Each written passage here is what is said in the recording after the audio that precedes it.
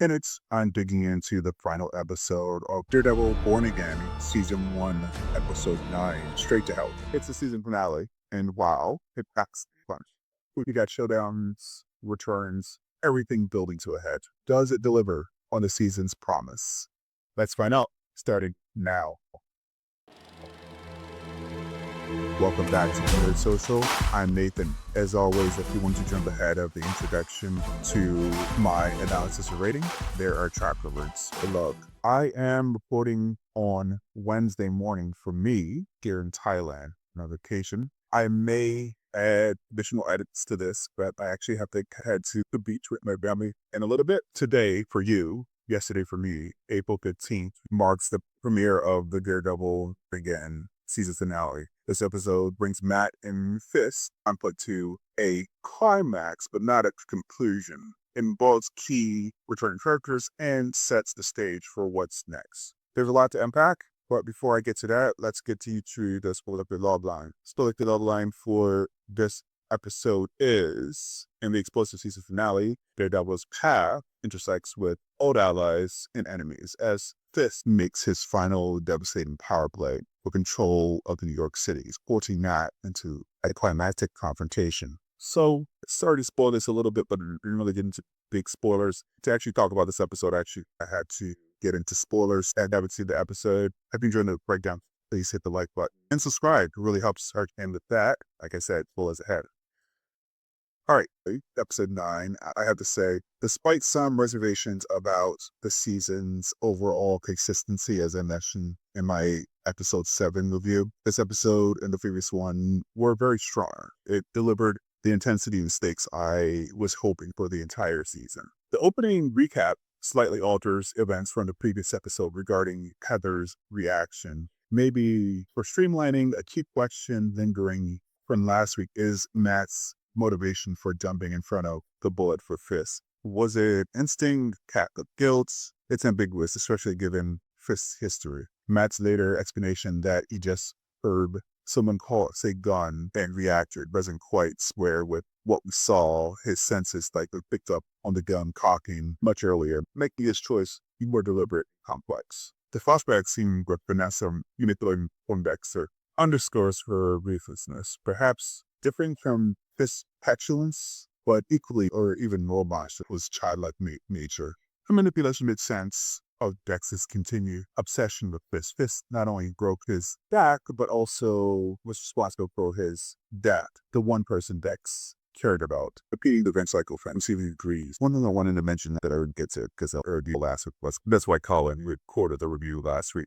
The use of color in the last 2 episodes feels much more deliberate and reminiscent of the original series. The blues for Bex, the reds for Matt/Daredevil highlights the potential difference in aesthetic approach. The new showrunner, who also ran The Punisher, handling the beginning and the end, and the original team who handled the middle block.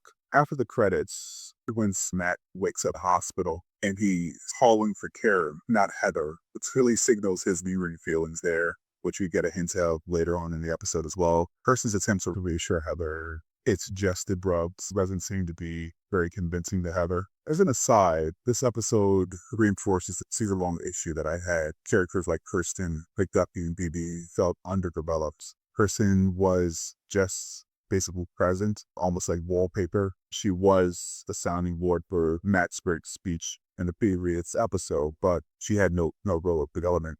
Gibby's motivations seemed unclear until the last episode. It highlights that the season heavily prioritized Matt and Fisk, which is why I gave it a rating that I did.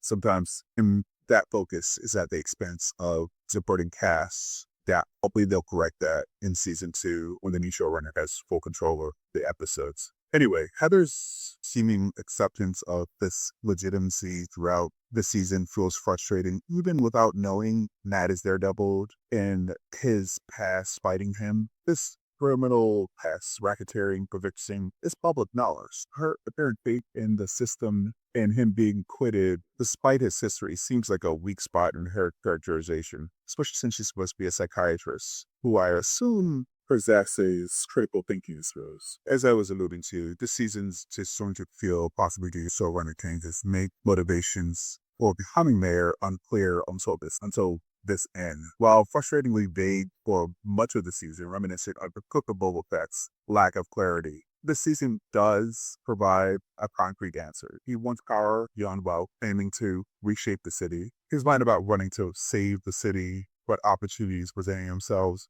might be the justification, or perhaps a hint of a disregarded trying to be different art, mirroring Matt's own struggle with his Daredevil identity. Their true natures seem vested toward courage. Fisk's speech to his task force high for operations without body cams water process is quite frankly chilling. It's like the fascist threat Trump has hinted at in the past. Fiction only by inches. Commissioner Gallo's objection and Fisk's retort encouraging lethal reports foreshadows their later confrontations. Buck's subsequent conversation with Fisk reveals a plan to export mass sacrifice for political gain and justifiable martial law that they'll enact later on in the episode. Then we get a scene with Sheila Rivera, which she puzzles me a bit. Her decision to become the informant for Fisk is portrayed as, I think, the self-preservation move, though her ambition was hinted at earlier, given that she also marries Fisk from her past and wanted to be his chief of staff. The portrayal of Gallo is cold, even if it's tinged with some guilt or fear. Matt's escape from a hospital during the Fisk-induced blackout feels dramatic, but also raises some constant questions about his recovery speed. Given his gunshot wound and the lack of established rapid healing powers in his previous betrayals, he was all beat up and had to be patched up by Rosario Dawson's character in the previous show. So I'm not sure how he able to walk out of the hospital with gunshot wound to the chest. Anyway, next we get Frank Castle's appearance, which is welcome. It's an intense edition, likely a result of the showrunner, since John Bernthal had expressed initial reluctance to return, but of course has history with showrunner from the current show.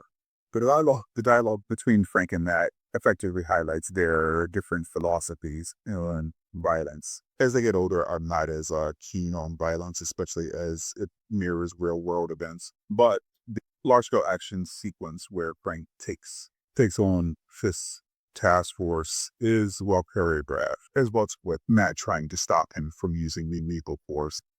Here's the turn in the finale after this fight is her absence all season was jarring, but I guess the best they could do. And her presence here feels like a dead thread. Yet her chemistry with Matt is also undeniable.